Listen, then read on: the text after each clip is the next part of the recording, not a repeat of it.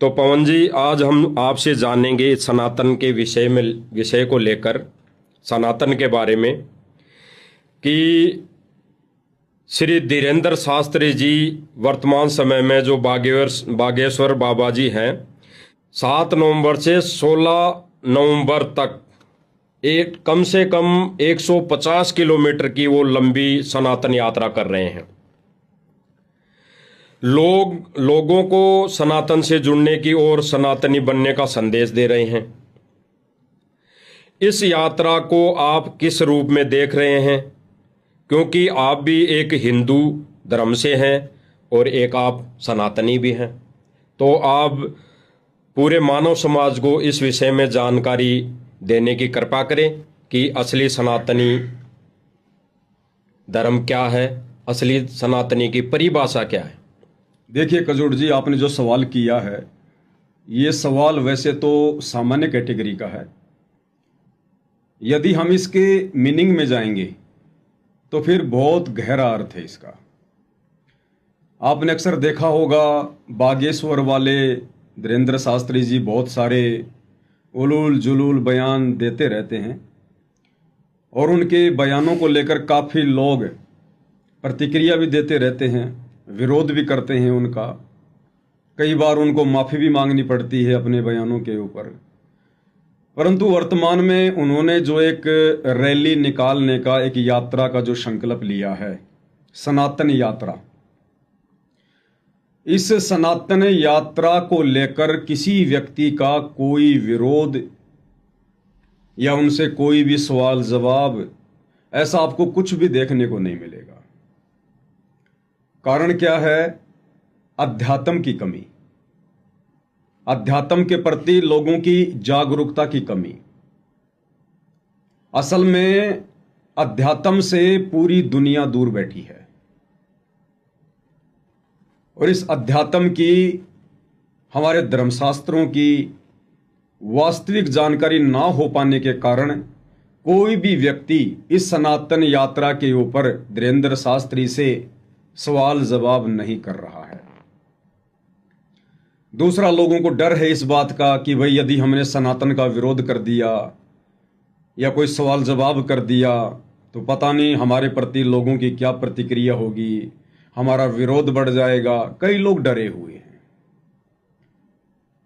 लेकिन परमेश्वर रामपाल जी के भक्ति मार्ग से जो आत्माएं परिचित हैं,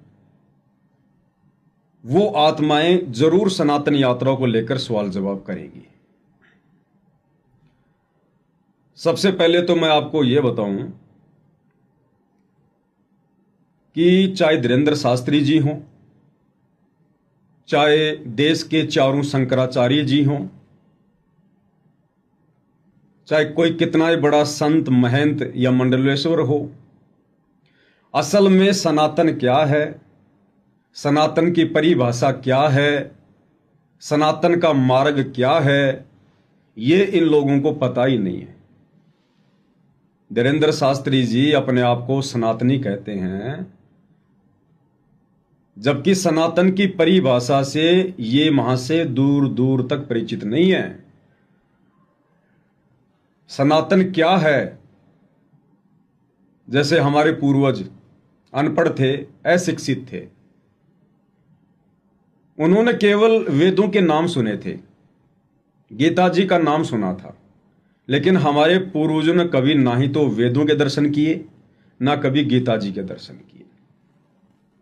और समाज का एक वर्ग जिसको ब्राह्मण वर्ग कहते हैं, ब्राह्मण कोई जाति से संबंधित नहीं है, ब्राह्मण सोई जो ब्रह्म पहचान है, यानी आध्यात्मिक क्षेत्र में जो लोग जनता का मार्गदर्शन करते हैं कि भक्ति क्या है, भगवान क्या है, धर्म कर्म क्या है, असल में उसको ब्राह्मण कहा जाता है। तो केवल एक ब्राह्मण वर्ग को शिक्षा ग्रहण करने का, धर्मशास्त्रों की अध्ययन करने का और फिर जनता में प्रचार प्रसार करने का अधिकार था। तो हमारे पूर्वजों ने उस बात को सत्य मान लिया जो बातें उन ब्राह्मणों ने कही। ठीक इसी प्रकार वर्तमान में हमारे देश में जितने भी धर्मगुरु हैं, शंकराचार्य हैं, आचार्य हैं, ये लोग सनातन के बारे में, हिंदू धर्म के बारे में, भक्ति के विषय में जो भी अपनी मनमुखी धारणा जनता में फेंक देते हैं, ये बेचारी नादान जनता सहर्ष उसको स्वीकार कर लेती है। सनातन क्या है? सनातन की वास्तविक परिभाषा वर्तमान में पूरी पृथ्वी पर परम पूज्य सतगुरु रामपाल जी ने बताई है। क्योंकि सतगुरु रामपाल जी का अध्यात्म मार्ग, उनका भक्ति मार्ग उवा बाई के ऊपर केंद्रित नहीं है। मीठी मीठी बातें बताकर लोगों से दान दक्षिणा लेना केवल इसी बात पर आधारित नहीं है। सतगुरु रामपाल जी का सत भक्ति मार्ग शास्त्र अनुकूल है। वे जो भी बातें रखते हैं शास्त्रों के अनुकूल रखते हैं।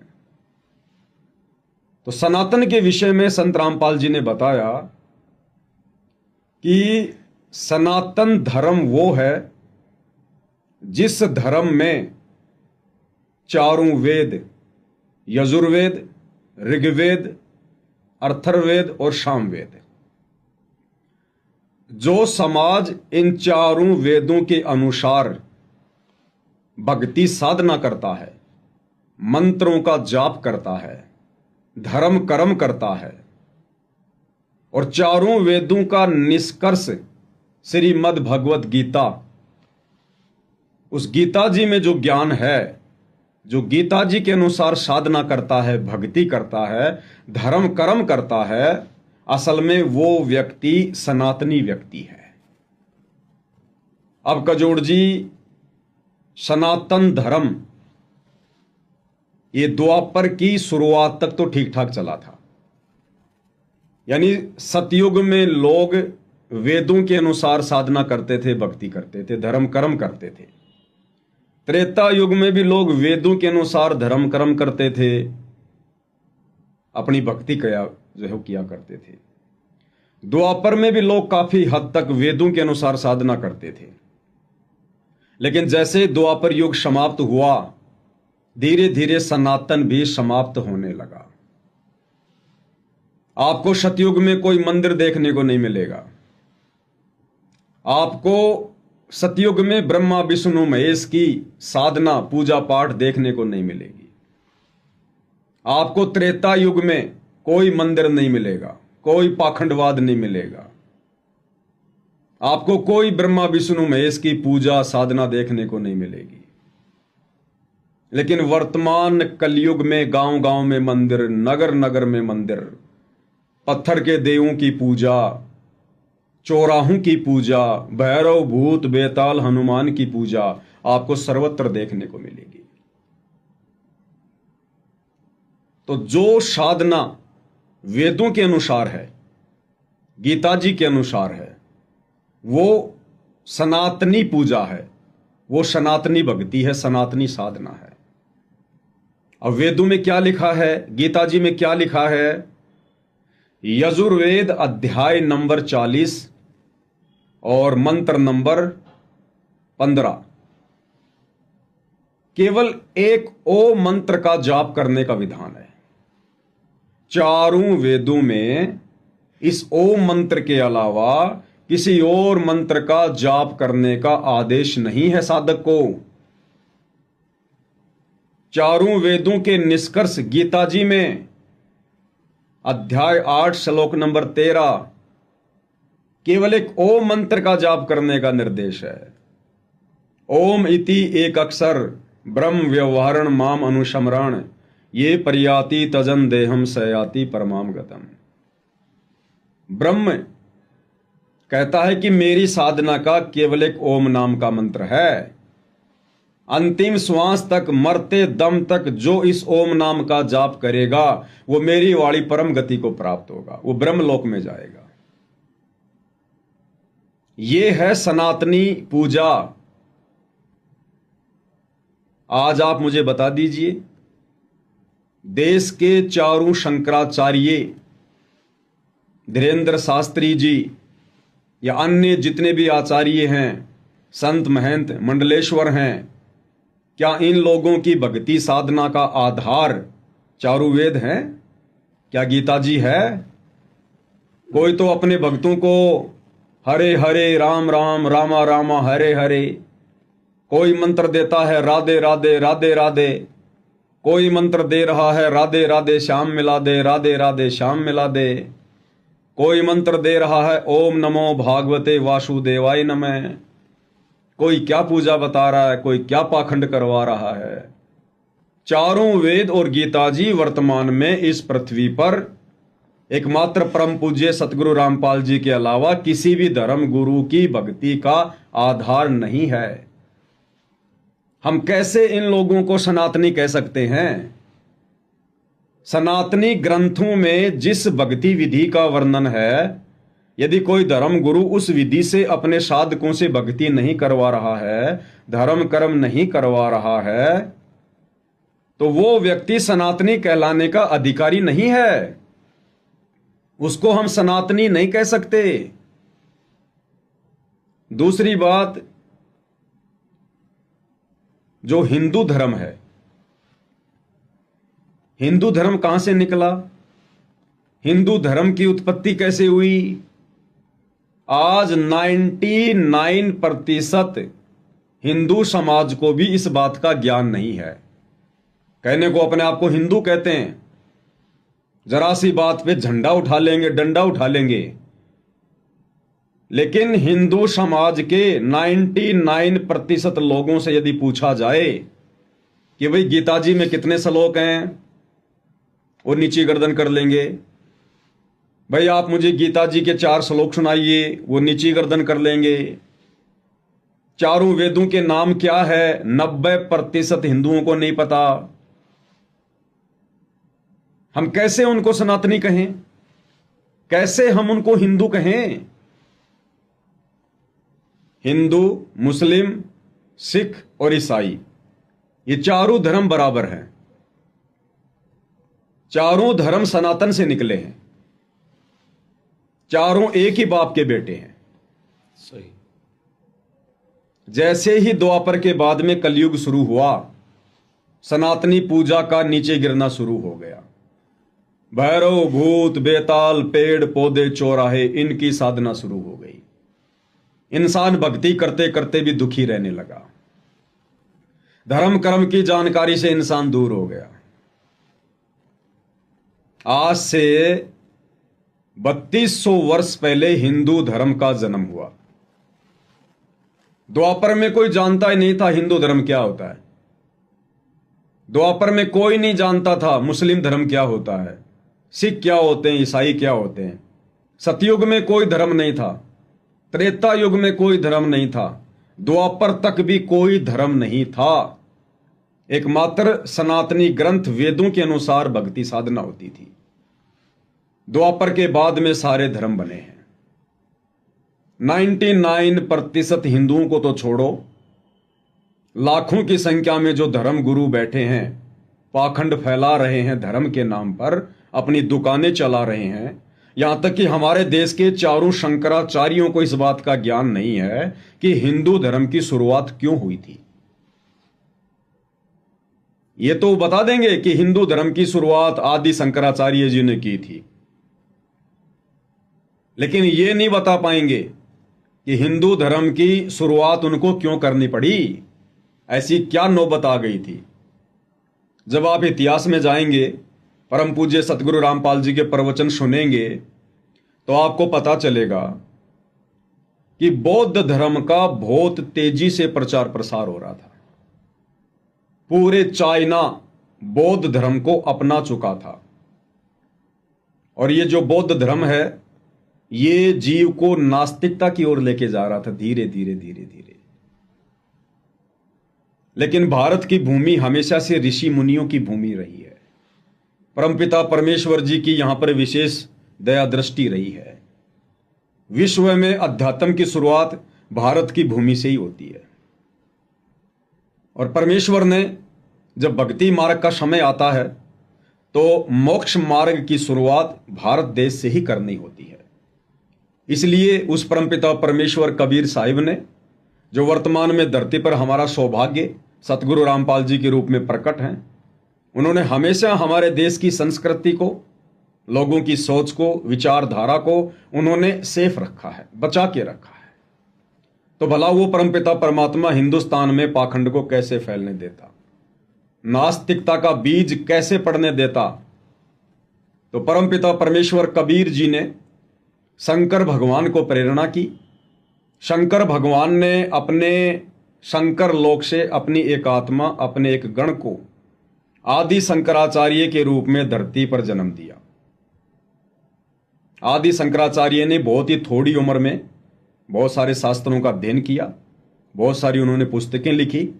32 साल तक उनकी उम्र थी। अंत में वो भी एक भयंकर बीमारी के कारण अपना शरीर छोड़ के चले गए। लेकिन 32 साल की उम्र से पहले उन्होंने 4 मठों की स्थापना कर दी थी। देश के चारों कोनों में 4 मठों की स्थापना कर दी और वहां पर जो है एक एक आत्मा को बैठा दिया धर्म गुरु के रूप में, जिसको हम शंकराचार्य कहते हैं, जो परंपरा वर्तमान में भी चालू है। तो आदि शंकराचार्य ने हिंदू धर्म की शुरुआत क्यों की? 4 मठ स्थापित करके, क्योंकि बौद्ध धर्म का प्रचार प्रसार बहुत तेजी से फैल रहा था। और यदि बौद्ध धर्म का प्रचार प्रसार भारत में भी तेजी से फैलना शुरू हो जाता तो आज भारत की धरती पर हाहाकार मचा होता। घर घर में नास्तिक लोग होते, भक्ति और भगवान की कोई चर्चा नहीं करता।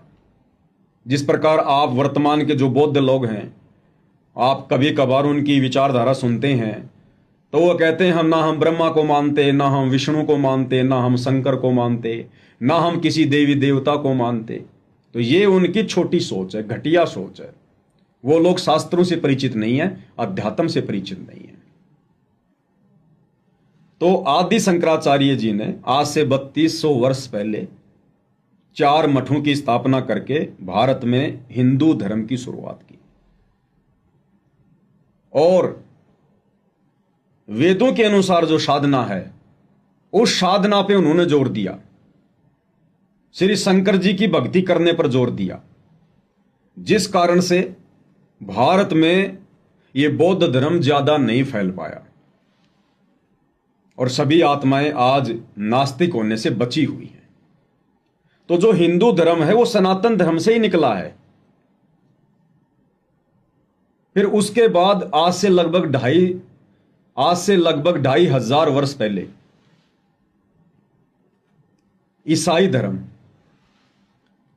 धर्म भी सनातन धर्म से ही निकला है, क्योंकि द्वापर त्रेता सतयुग में तो कोई धर्म था ही नहीं। तो सभी धर्मों की उत्पत्ति कहां से हुई है? सनातन से। हिंदू धर्म भी सनातन से है, ईसाई धर्म भी सनातन से है। आज से लगभग 1400 वर्ष पहले हजरत मोहम्मद जी ने इस्लाम धर्म की स्थापना की, वो भी सनातन धर्म से है। और चौथा जिसको हम सिख धर्म कहते हैं, तो सिख तो वैसे ही सारे के सारे ये लोग हिंदू हैं। श्री नानक जी के आने से पहले यदि आप इतिहास देखेंगे तो पूरा वर्तमान का सिख समाज ब्रह्मा विष्णु महेश जी की साधना किया करता था। श्री नानक जी खुद श्री विष्णु जी के पुजारी थे, रामकृष्ण के पुजारी थे। आगे चलकर नानक जी ने वेदों से भी ऊपर की साधना साधकों को देनी शुरू की, जिस कारण से अलग से एक ये संप्रदाय चल पड़ा, लेकिन है सनातन से ही निकला हुआ। तो चारों धर्म सनातन से ही निकले हैं। लेकिन वो सनातनी पूजा, वेदों के अनुसार पूजा, गीता जी के अनुसार पूजा ना हिंदू कर रहा है, ना कोई मुसलमान कर रहा है, ना कोई ईसाई कर रहा है, ना कोई सिख कर रहा है। इसलिए हम ये कह सकते हैं कि वर्तमान में श्री धीरेंद्र शास्त्री जी या उनके जैसे अन्य उनके समर्थक जो सनातन यात्रा निकाल रहे हैं, उन लोगों को सनातन की परिभाषा का ज्ञान नहीं है। अगर उन्हें सनातन की परिभाषा का ज्ञान होता तो पहले वो अपनी भक्ति साधना को दुरुस्त करते, पहले स्वयं सनातनी साधना को अपनाते उसके बाद वो सनातनी यात्रा निकालने का वो प्रयास करते हैं।